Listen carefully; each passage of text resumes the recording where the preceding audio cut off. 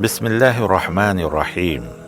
آج کے اس قسط میں ہم اپنے محبوب نبی صلی اللہ علیہ وسلم کی زندگی کے 3 خوبصورت پہلوؤں کو ایک دل نشیں سفر پر روانہ ہوں گے۔ سب سے پہلے ہم نبی کریم صلی اللہ علیہ وسلم کے جسمانی اوصاف پر غور کریں گے، جیسا کہ صحابہ کرام نے محبت بھرے انداز میں بیان کیا۔ پھر ہم دیکھیں گے کہ آپ صلی اللہ علیہ وسلم کی سادگی، انکساری، وقار اور لطیف مزاح، وہ صفات جنہوں نے دلوں کو پگھلا دیا اور روحوں کو سکون بخشا۔ اور آخر میں ہم آپ صلی اللہ علیہ وسلم کی امت کے لیے آپ کی بے پناہ محبت اور شفقت کی یاد سے اس گفتگو کو سمیٹیں گے۔ نبی کریم صلی اللہ علیہ وسلم کے جسمانی اوصاف۔ ربیع بنت معوذ رضی اللہ عنہا، جو ایک صحابیہ تھی، کہتی ہیں کہ جب ان کے بیٹے نے نبی کریم صلی اللہ علیہ وسلم کی شکل و صورت کے بارے میں پوچھا تو وہ صرف یہ کہہ سکیں، اگر تم نے انہیں دیکھا ہوتا تو تم سمجھتے کہ سورج طلوع ہو گیا ہے۔ ایک اور صحابی کعب بن مالک رضی اللہ عنہ کہتے ہیں، جب بھی نبی کریم صلی اللہ علیہ وسلم خوش ہوتے، ان کا چہرہ ایسے چمکتا جیسے پورا چاند روشن ہو۔ عمر بن عاص رضی اللہ تعالیٰ عنہ کہتے ہیں، نبی کریم صلی اللہ علیہ وسلم کے چہرے کو دیکھنے سے زیادہ مجھے کوئی چیز محبوب نہ تھی، اور اگر تم مجھ سے پوچھو کہ وہ کیسے دکھتے تھے تو میں بیان نہ کر سکوں گا، کیونکہ انہیں دیکھنے کی چاہت کے ساتھ ساتھ میرے دل میں ایسا رعب اور ایسی عظمت تھی کہ میں زیادہ دیر تک آپ کو نہیں دیکھ پاتا اور مجھے اپنی نگاہیں جھکا لینی پڑتی۔ انس بن مالک رضی اللہ تعالیٰ عنہ، جنہیں 7 برس کی عمر میں نبی کریم صلی اللہ علیہ وسلم کی خدمت کے لیے پیش کیا گیا تھا، انہوں نے سب سے زیادہ واضح بیان کیا ہے۔ وہ کہتے ہیں، نبی کریم صلی اللہ علیہ وسلم نہ بہت لمبے تھے نہ بہت پست قامت، نہ آپ کی رنگت بہت سفید تھی نہ سرخی مائل، یعنی ہلکی بھوری گندمی رنگت تھی۔ آپ کے بال نہ بہت گھنگریالے تھے نہ بالکل سیدھے، بلکہ گھنے اور بھرپور تھے۔ میں نے کبھی کوئی ریشم یا مخمل اتنا نرم نہیں پایا جتنا نبی کریم صلی اللہ علیہ وسلم کے بال تھے، اور نہ میں نے کبھی کوئی خوشبو ایسی پائی جو نبی کریم صلی اللہ علیہ وسلم کے پسینے سے زیادہ خوشبودار ہو۔ روایت ہے کہ ازواج مطہرات نبی کریم صلی اللہ علیہ وسلم کے پسینے کو برتن میں جمع کرتی اور اسے خوشبو یا دوا کے طور پر استعمال کرتی۔ حضرت علی بن طالب رضی اللہ تعالیٰ عنہ بیان کرتے ہیں، آپ صلی اللہ علیہ وسلم کا چہرہ نہ موٹا تھا نہ بالکل گول، بلکہ ہلکا سا لمبا تھا۔ آپ کی آنکھیں بڑی تھیں، جن کی پتلیاں گہری سیاہ تھیں اور پلکیں لمبی تھیں۔ آپ کے جوڑ نمایاں تھے، کمر چوڑی تھی اور کندھے کھلے ہوئے تھے۔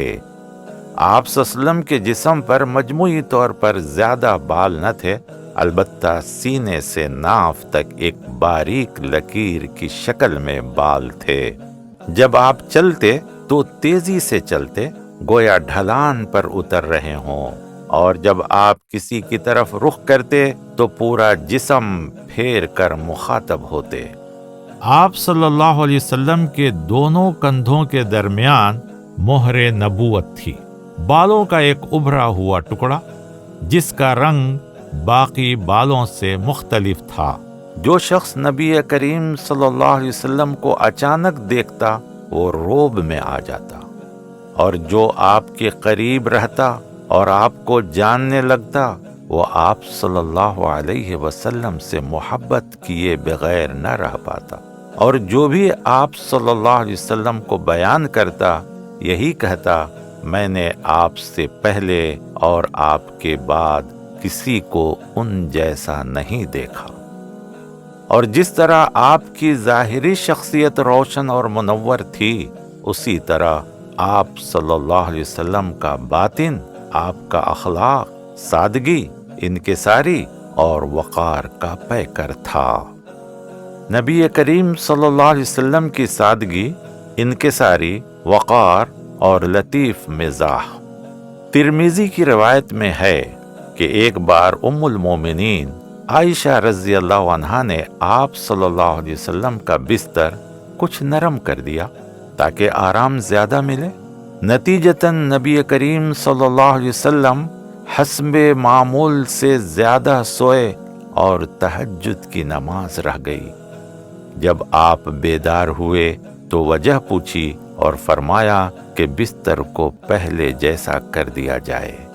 آپ صلی اللہ علیہ وسلم کی انکساری کی مثال ان لوگوں نے بیان کی جو آپ کے سب سے قریب تھے۔ انس بن مالک رضی اللہ تعالیٰ عنہ کہتے ہیں، میں نے 10 سال نبی کریم صلی اللہ علیہ وسلم کی خدمت کی اور کبھی انہوں نے مجھے اف تک نہ کہا۔ ایک مرتبہ نبی کریم صلی اللہ علیہ وسلم نے انس رضی اللہ تعالیٰ عنہ کو کوئی کام دے کر بھیجا، مگر وہ راستے میں بچوں کے ساتھ کھیلنے لگ گئے۔ کافی دیر بعد نبی کریم صلی اللہ علیہ وسلم انہیں ڈھونڈتے ہوئے وہاں پہنچے۔ انس رضی اللہ تعالیٰ عنہ کہتے ہیں، مجھے محسوس ہوا کہ کوئی میرے کانوں کو پکڑ رہا ہے۔ میں مڑا تو دیکھا کہ نبی کریم صلی اللہ علیہ وسلم ہیں اور آپ صلی اللہ علیہ وسلم مسکرا رہے تھے۔ آپ صلی اللہ علیہ وسلم کی انکساری اور وقار دشمنوں کے ساتھ بھی تھی۔ ایک مرتبہ ایک یہودی سردار نے السلام علیکم کے بجائے السلام علیکم کہا، یعنی تم پر موت ہو۔ نبی کریم صلی اللہ علیہ وسلم نے سکون سے فرمایا وعلیکم، یعنی تم پر بھی۔ لیکن عائشہ رضی اللہ تعالیٰ عنہ اس قدر ناراض ہوئیں کہ بولیں، اللہ تم پر لعنت کرے، تم نبی کریم صلی اللہ علیہ وسلم سے یہ کیسے کہہ سکتے ہو؟ مگر نبی کریم صلی اللہ علیہ وسلم نے فرمایا، اے عائشہ ٹھہر جاؤ، کیا تم نہیں جانتی کہ نرمی جب کسی چیز میں ہو تو اسے خوبصورت بنا دیتی ہے، اور سختی جب کسی چیز میں ہو اسے بدصورت بنا دیتی ہے۔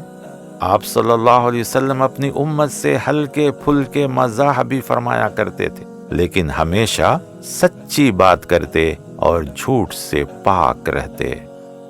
ایک مرتبہ ایک بوڑھی عورت نے جنت کے بارے میں سوال کیا تو آپ صلی اللہ علیہ وسلم نے فرمایا، کیا تمہیں نہیں بتایا گیا کہ بوڑھی عورتیں جنت میں داخل نہیں ہوں گی؟ وہ رونے لگی۔ آپ صلی اللہ علیہ وسلم نے فرمایا، مت رو، اللہ بوڑھی عورتوں کو جوان لڑکیوں میں بدل کر جنت میں داخل کرے گا۔ یہ تھا آپ صلی اللہ علیہ وسلم کی شخصیت کا خوبصورت توازن، وقار کے ساتھ نرمی، انکساری کے ساتھ خوشی اور مسکراہٹ، اور ان تمام صفات کے پیچھے ایک ایسا دل تھا جو محبت اور رحمت سے لبریز تھا، نہ صرف ان لوگوں کے لیے جو آپ کے آس پاس تھے، بلکہ ہر اس مومن کے لیے جو آپ صلی اللہ علیہ وسلم کے بعد آنے والا ہے۔ نبی کریم صلی اللہ علیہ وسلم کی اپنی امت سے محبت۔ سورۃ توبہ آیت نمبر 128 میں اللہ تعالیٰ فرماتے ہیں کہ میں نے نبی کریم صلی اللہ علیہ وسلم کو رؤوف اور رحیم کہا ہے، یعنی مومنوں پر بے حد شفقت اور مہربانی کرنے والا۔